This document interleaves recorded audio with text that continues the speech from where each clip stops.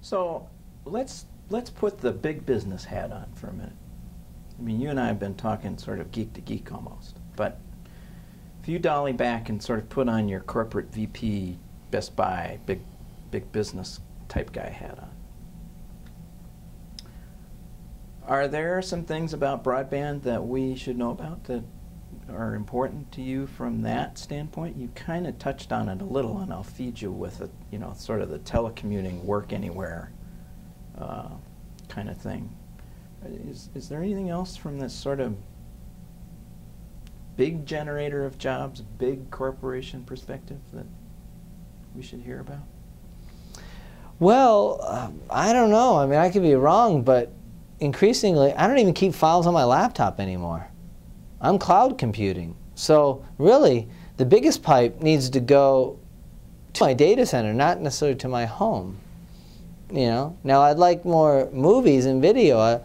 I don't see that myself is going to keep all my DVDs at home in the future. I'm going to just watch them in real time and just pay a monthly fee, and I get access to any movie ever made. Great. But I also am pretty sure that I'm already watching YouTube on my Apple TV through my Comcast broadband connection, and I'm on the basic plan. So I'm not getting some mega high speed. It's pretty good. Good enough. So I'm confident compression protocols alone in the future will do that. So I'd say I care more about openness than giving a monopoly to somebody just so they can give me fiber to my home. Fiber would be great. I'm sure I could use it. I'm sure I would use it. But I also know we could get by. I'd rather have choice than no choice. I'd rather have the choice rather than performance. I guess if I had to pick, I'd prefer both.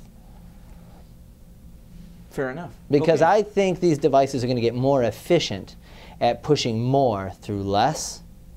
I continually am amazed. I mean, did any of us think that YouTube was going to take off? That grainy, crappy video.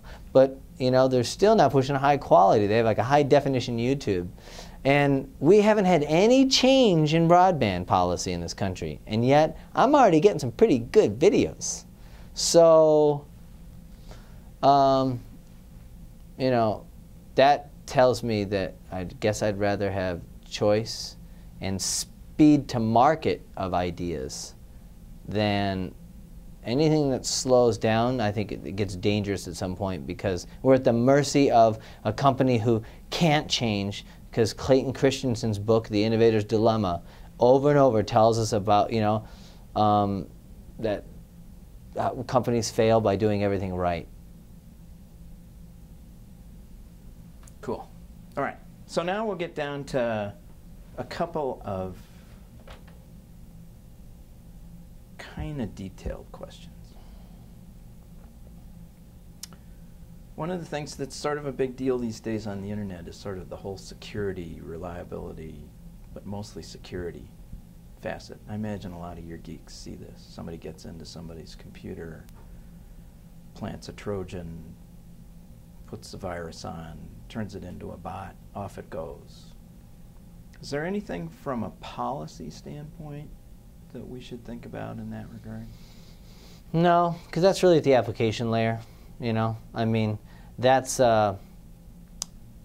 know, you have to secure the computers, you know? I mean, these botnets, somebody just didn't patch their Microsoft Office. I think the economy will clean that one up because Microsoft looks bad when that happens, and Google looks bad if somebody gets in their Google Docs account, and but that'll get patched really quick, and it's all in the data center anyway, so it's not even really a user at that point. That's what's great about cloud computing. It doesn't even let the customer be negligent in that. I do think, though, that, you know, data privacy laws, you know, will likely continue to be strengthened. We're under a lot of scrutiny, and we accept the scrutiny of being number one. I mean, to fix your computer, I have to have access to your personal photographs, and, you know, we have a lot of high-tech methods and low-tech methods to keep honest people honest in our workforce. But those penalties have already started to evolve there. But from a broadband standpoint, no.